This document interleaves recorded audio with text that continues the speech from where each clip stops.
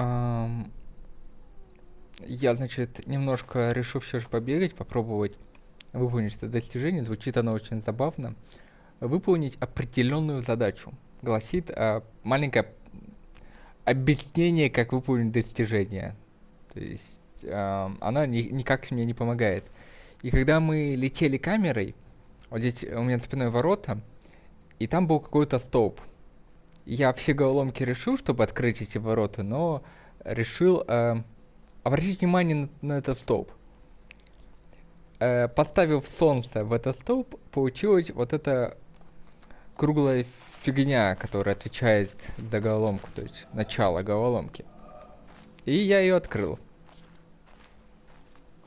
И открылся какой-то непонятный проход. И ради этого я сейчас записываю. Да. Что ж, давайте смотреть, что у нас здесь есть.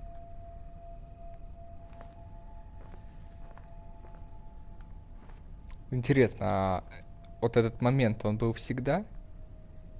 Или его раньше не было? То есть, может быть, до этого, когда я начинал, этого варианта не было, этого столба. Надо будет пересмотреть первый стрим. А может, даже и не первый. Или можно просто запись пересмотреть.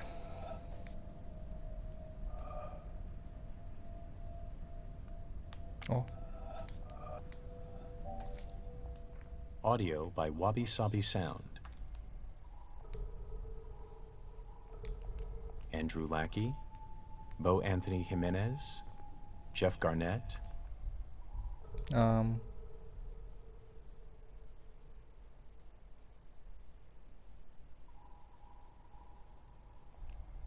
Luca Fusi, Eric Lorenz.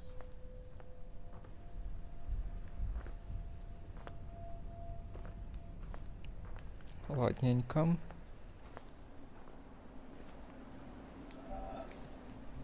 The core development team of The Witness was comprised more or less as follows. Design and generally steering the ship, Jonathan Blow. Programming, Ignacio Castaño, Salvador Belmurciano, Andrew Smith. Modeling and texturing, Luis Antonio, Orshi Spaniel, Eric A. Anderson. Я вообще не помню, чтобы здесь было такое помещение. Так что думаю, что этого раньше не было. Я думаю, что они рассчитывают на то, что человек будет это перепроходить. Shannon Galvin, Alex Hayworth, Andrea Blazich, Eric Urquhart, and David Hellman. Additional contributions in programming by Casey Miratori, Andrew Heenick, Nicholas Ray. Это эти очень необычные титры игры, получается так. Так. Любопытно. Ну да, действительно, этой штуки раньше не было. Раз это титры уникальные. Первый раз такое вижу.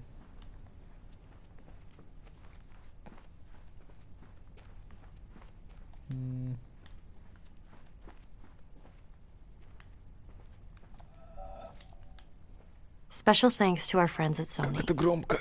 Nick Sutner, Adam Boyes, Justin Massengill, Alessandro Bevenzi.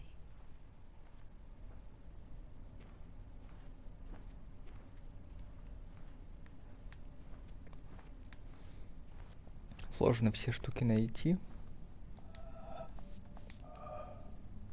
Так. Камера еще долго поворачивается. Это нормально. К этому можно было привыкнуть. Блин, стрёмный проход, хоть это не хоррор. Ясно, почему он стрёмный. Я думал, что я просто побегаю спокойно. Даже уже не помню, как это все проходить.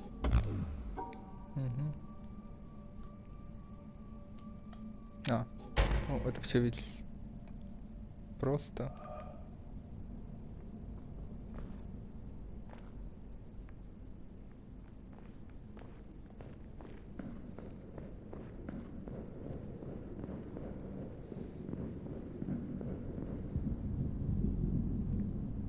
Вау.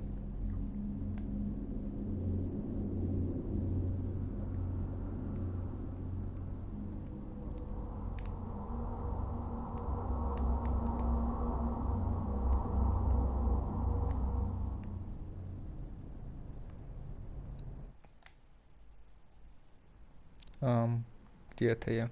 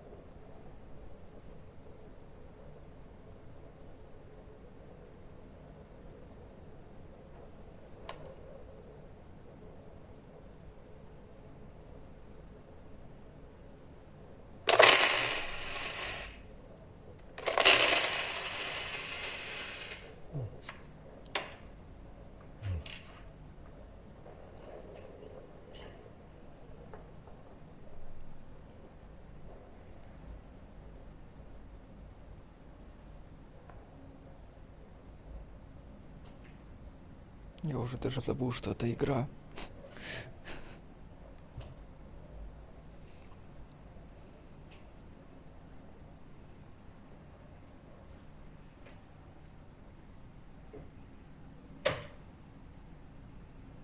Очень непонятную ситуацию перетекает она.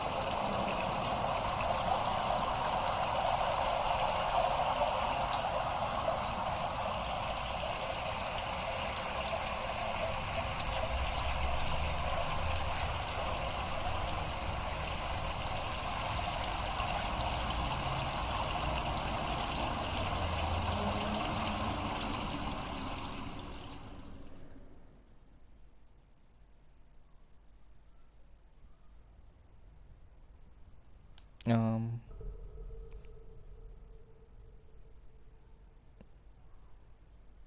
ам, не понял.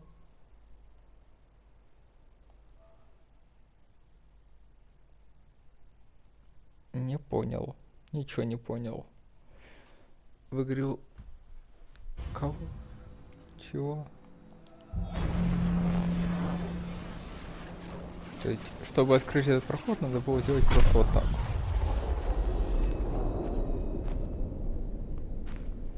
Но я ничего не понял. Я думаю, что за это достижение дают то, с которым у меня проблемы. А в итоге нет. Но как-то так. На этом все. Всем спасибо за просмотр. Всем пока. Ну, в крайнем случае в этом ролике будет еще один маленький фрагмент, если я все же найду это достижение. Я, оказывается, за все это время, за прошлое прохождение, решил где-то 400 головоломок. Там 400 с чем-то. И я впечатлен, а еще я смог сюда телепортироваться. Ну, телепортироваться, в смысле, загрузиться. Так что мы еще не закончили.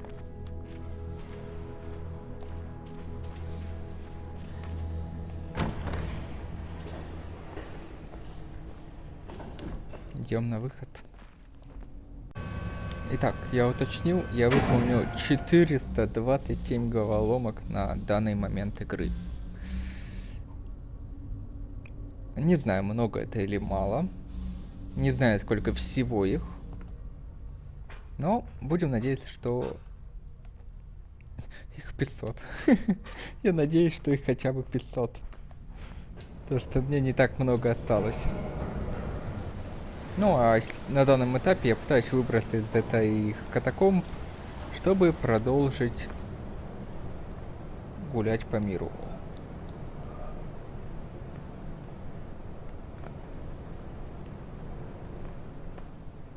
Ну, я постараюсь найти то, что я не смог выполнить, и закончить эту игру на платину.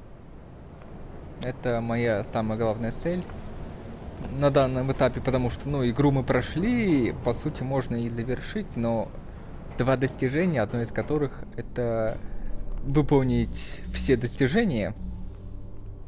Так что, да. У нас нет другого варианта. Так что на этом еще раз все. Если я вдруг что-нибудь найду интересно, я это обязательно запишу. Скорее всего, будет маленький коротенький ролик, так как эту игру я тоже буду выпускать в скором временем. То есть, давайте я так дату скажу сегодняшнюю. Так, сегодня у нас 14 августа.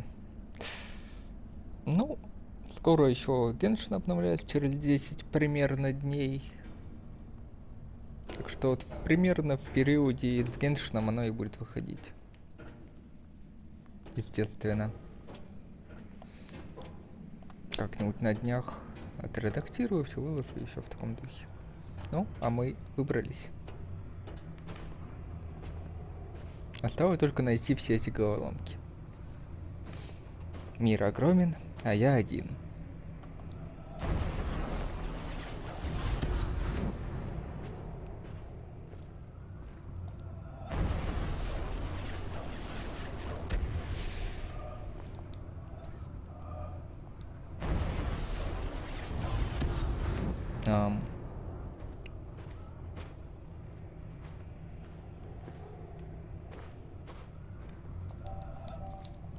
Ладненько. Так, сейчас я зайду в настройки, субтитры Up включены. there, you go around every hour and a half, time after time after time. You wake up usually in the mornings, and just the way that the track of your orbits go, you wake up over the Mideast, over North Africa. As you eat breakfast, you look out the window as you're going past, and there's the Mediterranean area. and Greece, and Rome, and North Africa, and the Sinai, the whole area. And you realize that in one glance, that what you're seeing is what was the whole history of man for years, the cradle of civilization. And you go around down across North Africa and out over the Indian Ocean and look up at that great subcontinent of India, pointed down toward you as you go past it. And Ceylon off to the side, Burma, Southeast Asia, out over the Philippines, and up across that monstrous Pacific Ocean. Vast body of water. You've never realized how big that is before. And you finally come up across the coast of California and look for those friendly things. Los Angeles and Phoenix and on across El Paso. And there's Houston. There's home. And you look, and sure enough, there's the Astrodome. And you identify with that, you know? It's an attachment. And down across New Orleans, and then looking down to the south, and there's the whole peninsula of Florida laid out. And all the hundreds of hours you spent flying across that route, down in the atmosphere, all that is friendly again. And you go out across the Atlantic Ocean and back across Africa. And you do it again, and again, and again. And that identity, that you identify with Houston, and then you identify with Los Angeles, and Phoenix, and New Orleans, and everything. And the next thing you recognize in yourself is you're identifying with North Africa. You look forward to that. You anticipate it. And there it is. That whole process begins to shift of what it is you identify with. When you go around it in an hour and a half, you begin to recognize that your identity is with that whole thing. And that makes a change. You look down there, and you can't imagine how many borders and boundaries you crossed again and again and again. And you don't even see them. At that wake-up scene, the Mid-East, you know there are hundreds of people killing each other over some imaginary line that you can't see. From where you see it, the thing is a whole, and it's so beautiful. And you wish you could take one from each side in hand and say, look at it from this perspective. Look at that. What's important? And so a little later on, your friend, again those same neighbors, another astronaut, the person next to you goes out to the moon. And now he looks back and sees the Earth not as something big where he can see the beautiful details, but he sees the Earth as a small thing out there. And now that contrast between that bright blue and white Christmas tree ornament and that black sky, that infinite universe, really comes through.